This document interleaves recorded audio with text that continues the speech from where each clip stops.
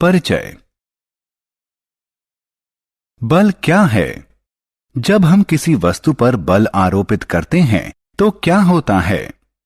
जब हम किसी वस्तु को धकेलते, खींचते, उठाते या मारते हैं तो हम उसकी गति में परिवर्तन कर रहे होते हैं। गति में इस परिवर्तन के लिए बल की आवश्यकता होती है।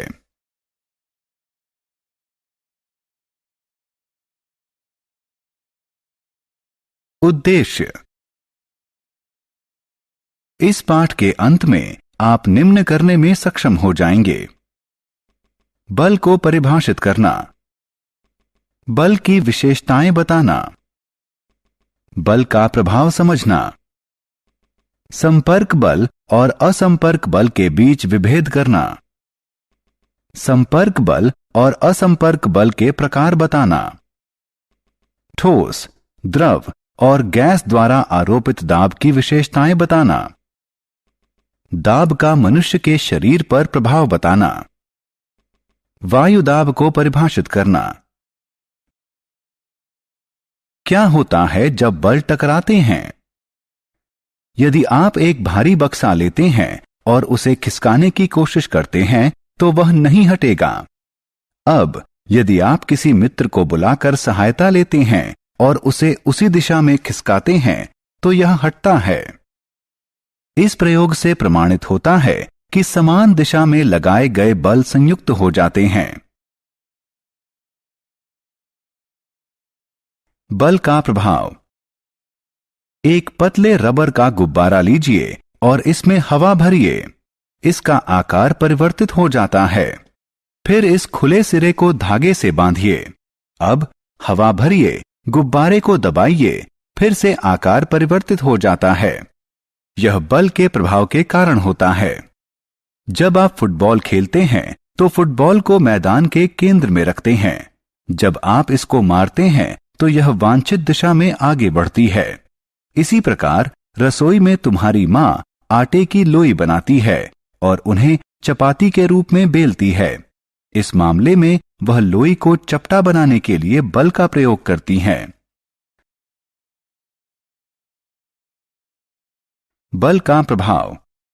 किसी वस्तु पर उचित बल आरोपित करके उसकी दिशा को परिवर्तित किया जा सकता है। उदाहरण स्वरूप, क्रिकेट में बल्लेबाज द्वारा मारी गई गेंद को जब क्षेत्र रक्षक पकड़ता है तो उसकी गति शून्य हो जाती है। और यदि आप एक गतिशील फुटबॉल को ठोकर मारते हैं तो उसकी गति बढ़ जाती है।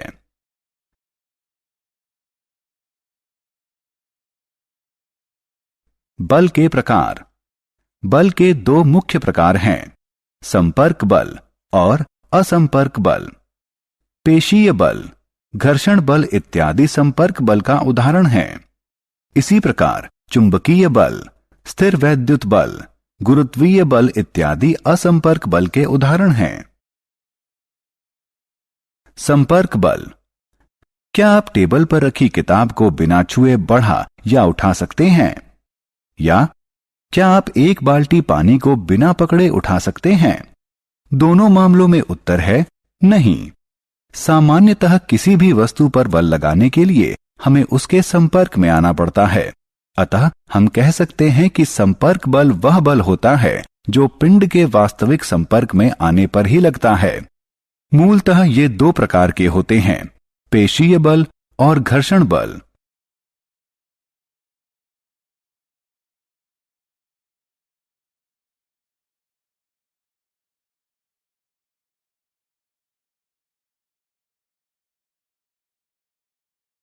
पेशीय बल। जब हम किसी वस्तु जैसे कि बक्से को खिसकाते हैं या बाल्टी को उठाते हैं तो बल हमारे शरीर की पेशियों की गतिविधि द्वारा लगाया जाता है। इस बल को पेशीय बल कहते हैं। ध्यान रखें कि पेशीय बल सदैव या तो सीधे सीधे वस्तु को स्पर्श करके लगाया जाता है या फिर किसी छड़ी या रस्सी के टुकड़े की सहायता से लगाया जाता है। उदाहरण के लिए, फल या सब्जी को चाकू की सहायता से काटना, हथौड़े की सहायता से कील ठोंकना, घोड़े द्वारा गाड़ी को खींचना। घर्षण बल। क्या आप जानते हैं क्यों एक भारी बक्सा खिसकाने पर नहीं हिलता? क्यों एक लुढ़कती हुई गेंद कुछ समय बाद रुक जाती है? जब एक वस्तु किसी दूसरी वस्तु के संपर्क में गति करती है तो उनके बीच एक बल काम करता है जिसे घर्षण बल कहते हैं। ध्यान दें कि घर्षण बल सदैव सभी वस्तुओं पर लगता है और इसकी दिशा गति की दिशा के विपरीत दिशा में होती है। गतिशील वस्तु धीरे धीरे धीमी होती जाती है और घर्षण के कारण अंततः वह रुक जाती है। यह स्पष्ट होता है कि घर्षण बल सदैव किसी पिंड की दूसरे पिंड के संपर्क में होने वाली गति के प्रतिरोध में काम करता है। असंपर्क बल के प्रकार। चुंबकीय बल, गुरुत्वीय बल और स्थिर वैद्युत बल असंपर्क बल के उदाहरण हैं। क्या आप जानते हैं क्यों पत्तियां या फल पेड़ से अलग होने के बाद धरती पर गिरते हैं?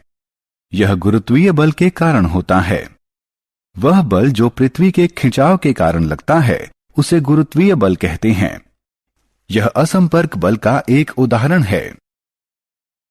एक उचित दूरी पर रखे गए दो चुंबकीय ध्रुवों के बीच लगने वाले बल को चुंबकीय बल कहते हैं, जिसमें समान ध्रुव एक दूसरे को विकर्षित करते हैं और विपरीत ध्रुव एक दूसरे को आकर्षित करते हैं।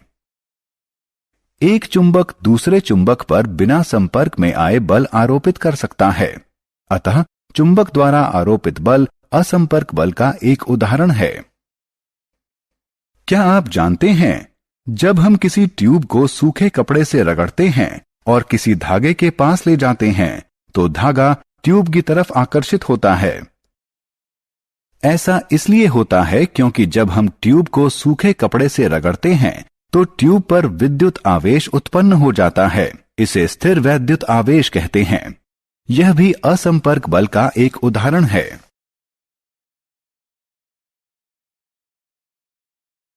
दाब। आइए एक गतिविधि करें। लगभग समान आकार के 5 लकड़ी के डिब्बे लीजिए। उन्हें भारी बनाने के लिए उसमें लोहे के टुकड़े भर दीजिए। इन डिब्बों को लकड़ी के एक टेबल पर अलग अलग रख दीजिए। इन डिब्बों द्वारा टेबल पर आरोपित दाब बल देखिए। आप देखेंगे कि टेबल सामान्य ही रहता है और यह बक्सों के भार के दाब बल से अप्रभावित रहता है। अब इन्हीं डिब्बों को टेबल के बीच में एक के ऊपर एक रखिए। अब इसका प्रभाव देखिए। इस प्रकार रखने पर टेबल डिब्बों के भार से या तो मुड़ जाता है या टूट जाता है। क्या आप अनुमान लगा सकते हैं कि ऐसा क्यों हुआ? यद्यपि दोनों स्थितियों में लगाया गया बल समान था, फिर भी पहली स्थिति में इसका प्रभाव अल्प था और दूसरी स्थिति में टेबल मुड़ गई। इस गतिविधि से प्रमाणित होता है कि बल और इसका प्रभावी क्षेत्रफल दोनों महत्वपूर्ण हैं। जिस क्षेत्रफल पर बल आरोपित किया जाता है वह जितना छोटा होगा इसका प्रभाव उतना ज्यादा होगा और इस अवधारणा को दाब कहते हैं। हम कह सकते हैं कि दाब बल से संबंधित है।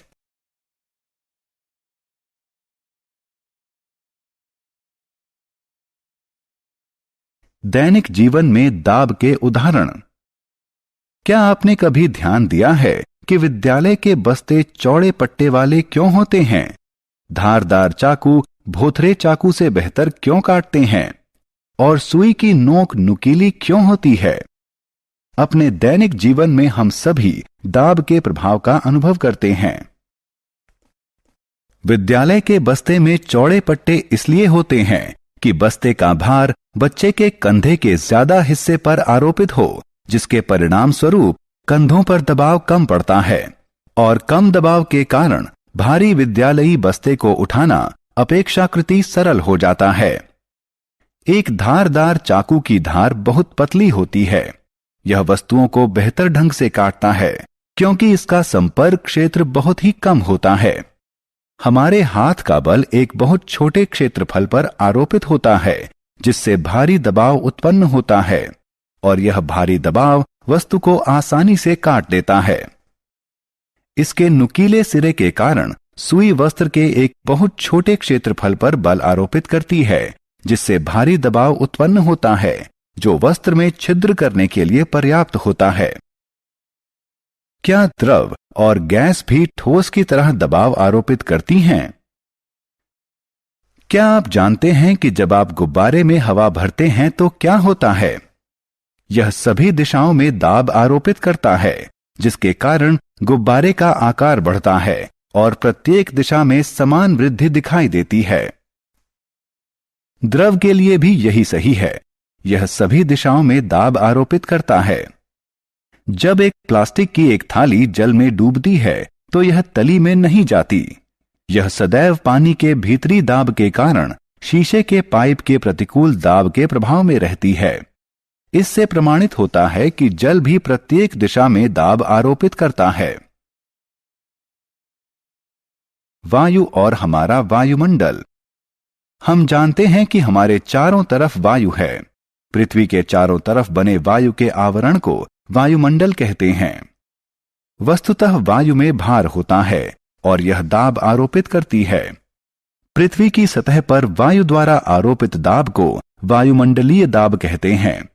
ध्यान दें कि हम जितना ऊपर जाते हैं वायुमंडलीय दाब उतना ही कम होता जाता है। औसतन हमारे सिर पर 1 किलोग्राम प्रति वर्ग सेंटीमीटर वायु भार आरोपित होता है।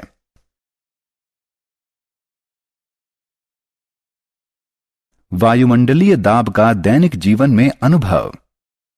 अपने दिन प्रतिदिन के जीवन में हम वायुमंडलीय दाब के कई अनुभव करते हैं। कुछ सामान्य उदाहरण हैं पाइप की सहायता से कोल्ड ड्रिंक पीना, किसी द्रव में सिरिंज की नोक डालना या स्याही वाली कलम में स्याही भरना।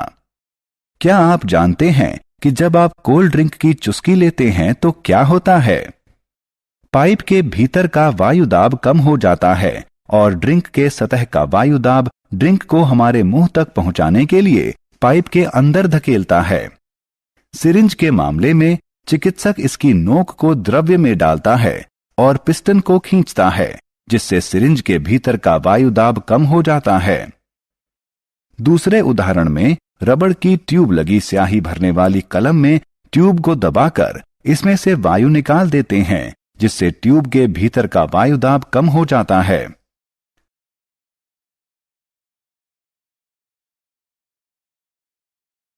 सारांश। आइए हमने जो कुछ सीखा है उसे संक्षेप में दोहराएं। बल एक खिंचाव या धक्का है जिससे पिंड की गति में परिवर्तन होता है। बल किसी वस्तु का आकार परिवर्तित कर सकता है, किसी वस्तु की स्थिति परिवर्तित कर सकता है, किसी गतिशील वस्तु की गति की दिशा परिवर्तित कर सकता है और किसी गतिशील वस्तु की गति बढ़ा सकता है। बल दो प्रकार के होते हैं, संपर्क बल और असंपर्क बल। पेशीय बल और घर्षण बल संपर्क बल के उदाहरण हैं। गुरुत्वीय बल, स्थिर वैद्युत बल और चुंबकीय बल असंपर्क बल के उदाहरण हैं।